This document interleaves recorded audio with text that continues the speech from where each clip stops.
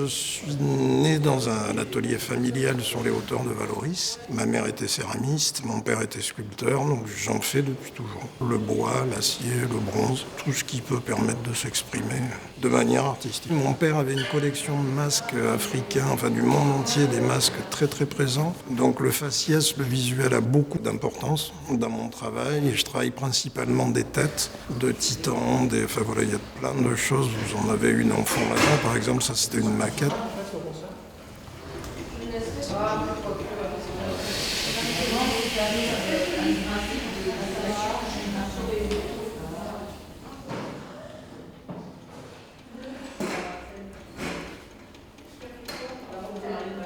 Les inspirations, c'est vraiment un mélange de bande dessinée, de culture aztèque, africaine, etc.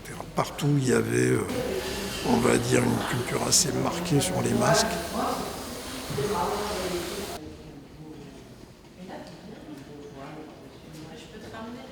Tant qu'elle n'est pas cuite, tant que la terre reste crue, on peut la recycler. Et la terre ne perd absolument rien de ses qualités plastiques.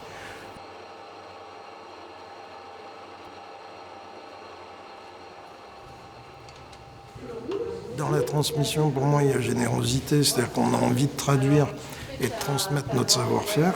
Le temps dédié à une production, c'est complètement aléatoire. On peut prendre le temps d'arriver à affiner un col de bouteille, on peut se faire plaisir, on peut en décider d'en faire 10, 20 d'affilée, tout dépend du pourquoi de la production.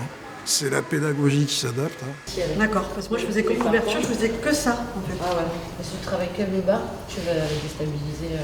D'accord. Donc là c'est vraiment très. En fait, vu que tu as de l'épaisseur en bas, ce que je te dis de la laisser. Parce que ça va s'affiner. Non, je vais ouvrir. Pour les grands débutants, on va travailler sur les gestes principaux, le centrage. On ne peut pas monter une terre si elle n'est pas stable et équilibrée. On dit centrer de manière à avoir des parois identiques sur chaque partie de la pièce. Et ensuite, on va les faire travailler sur des formes de plus en plus complexes, des formes fermées, des bouteilles où on apprend à fabriquer les cols. On va les faire travailler sur des volumes de terre différents, de plus en plus lourds, etc. Donc tu es vraiment dans le bas, tu vois, tu as les deux volumes extérieurs qui va maintenir parce que je suis en train de la tirer. Et je vais vraiment pousser à côté.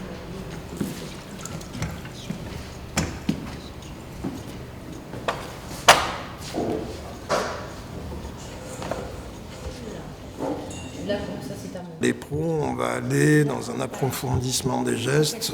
Ensuite, une fois qu'ils ont une maîtrise totale de leurs gestes, on arrive à les faire s'orienter sur la création, la créativité.